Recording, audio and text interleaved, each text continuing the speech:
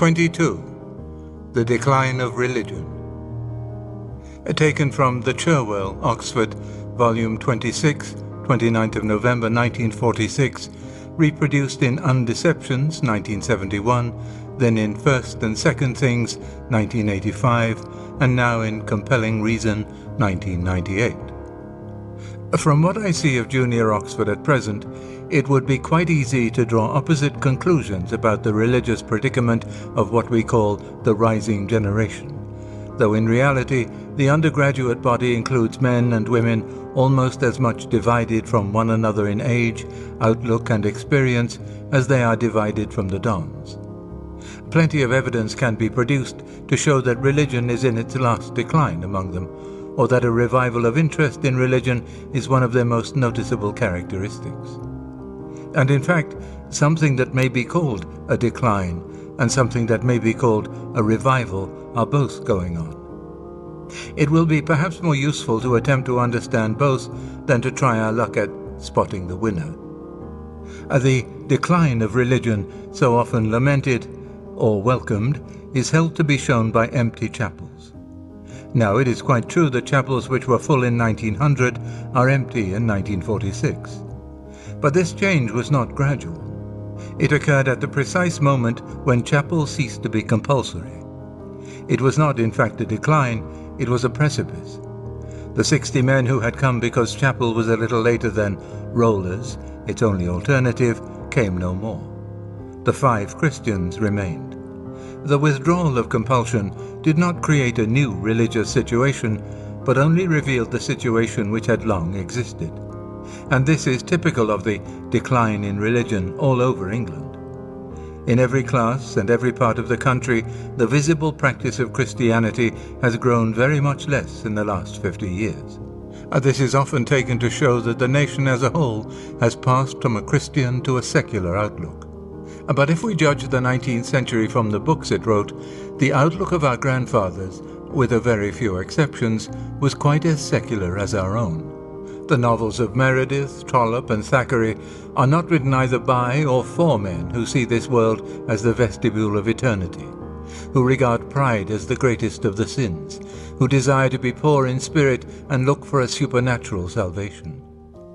Even more significant is the absence from Dickens' Christmas Carol of any interest in the Incarnation.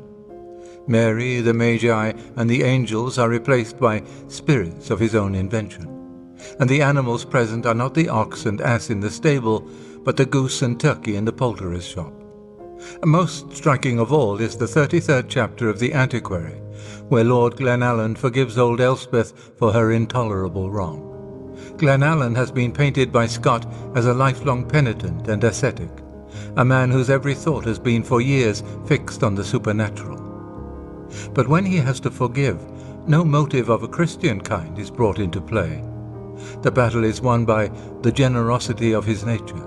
It does not occur to Scott that his fasts, his solitudes, his beads and his confessor, however useful as romantic properties, could be effectively connected with a serious action which concerns the plot of the book. I am anxious here not to be misunderstood. I do not mean that Scott was not a brave, generous, honorable man and a glorious writer. I mean that in his work, as in that of most of his contemporaries, only secular and natural values are taken seriously. Plato and Virgil are, in that sense, nearer to Christianity than they. Thus the decline of religion becomes a very ambiguous phenomenon. One way of putting the truth would be that the religion which has declined was not Christianity.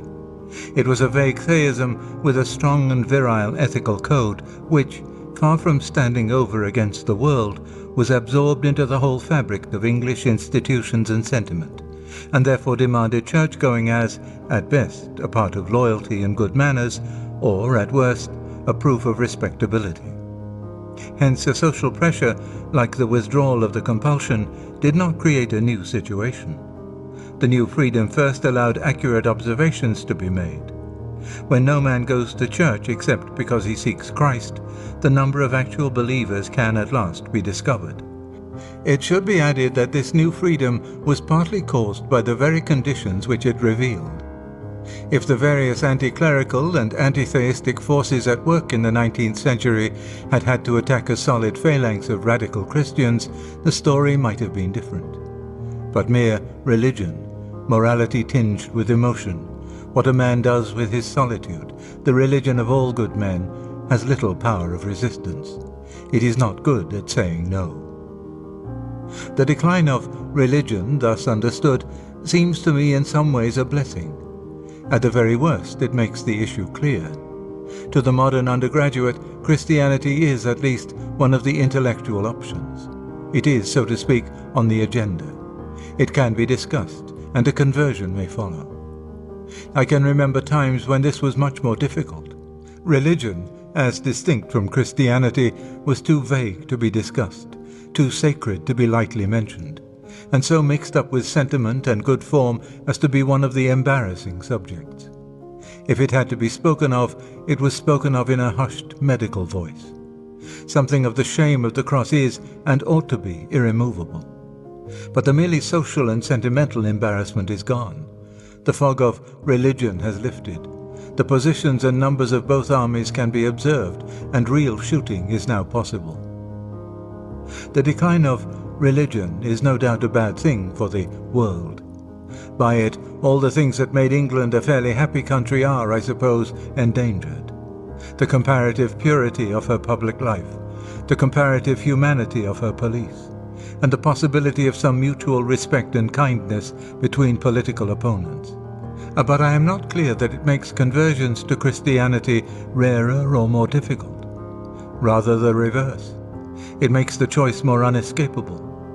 When the round table is broken, every man must follow either Galahad or Mordred.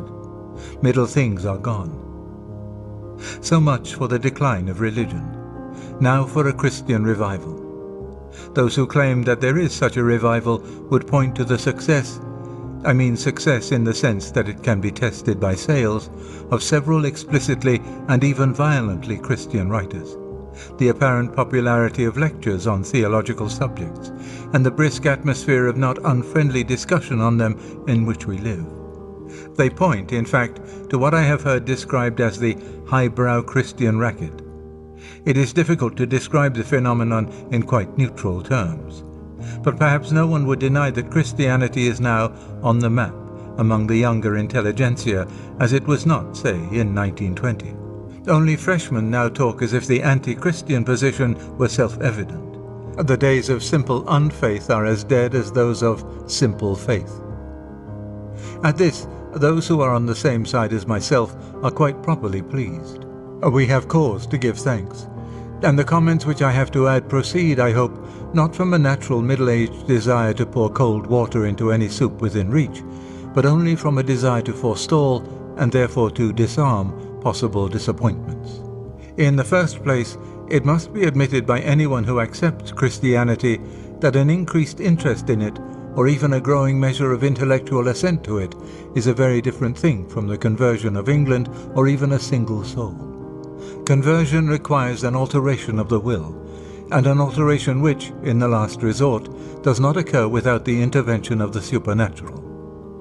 I do not in the least agree with those who therefore conclude that the spread of an intellectual and imaginative climate favorable to Christianity is useless. You do not prove munition workers useless by showing that they cannot themselves win battles, however proper this reminder would be if they attempted to claim the honor due to fighting men. If the intellectual climate is such that, when a man comes to the crisis at which he must either accept or reject Christ, his reason and imagination are not on the wrong side, then his conflict will be fought out under favorable conditions. Those who help to produce and spread such a climate are therefore doing useful work. And yet no such great matter after all. Their share is a modest one, and it is always possible that nothing whatever may come of it. Far higher than they stands that character whom, to the best of my knowledge, the present Christian movement has not yet produced. The preacher in the full sense, the evangelist, the man on fire, the man who infects. The propagandist, the apologist, only represents John Baptist. The preacher represents the Lord himself. He will be sent, or else he will not. But unless he comes, we mere Christian intellectuals will not effect very much. That does not mean we should down tools. In the second place, we must remember that a widespread and lively interest in a subject is precisely what we call a fashion, and it is the nature of fashions not to last.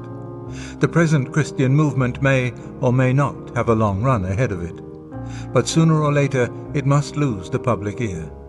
In a place like Oxford, such changes are extraordinarily rapid.